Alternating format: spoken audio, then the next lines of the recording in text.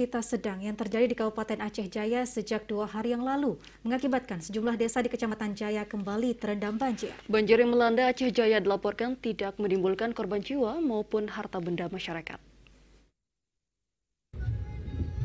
Banjir yang terjadi di Kecamatan Jaya kali ini seperti banjir yang terjadi sebelumnya di Aceh Jaya. Namun banjir kali ini merupakan hanya banjir luapan akibat hujan deras yang terjadi di daerah itu.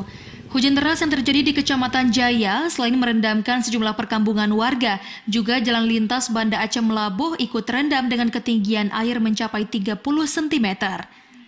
Berdasarkan informasi yang didapatkan dari Badan Penanggulangan Bencana Kabupaten Aceh Jaya, bahwa ada beberapa desa yang terendam banjir di Kecamatan Jaya, dan itu hanya terjadi beberapa jam saja yang disebabkan hujan deras yang terjadi di daerah itu.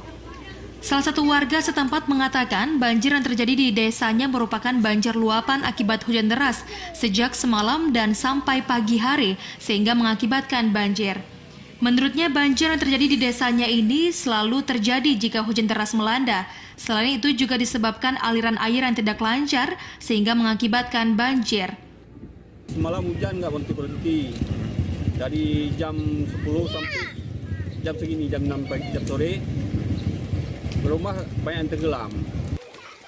Akibat banjir belum ada informasi korban jiwa maupun harta benda dari warga. Namun banjir di daerah sempat rendam lahan pertanian warga. Warga berharap dinas terkait bisa memperbaiki saluran air di desa ini yang menjadi penyebab seringnya banjir di daerah itu.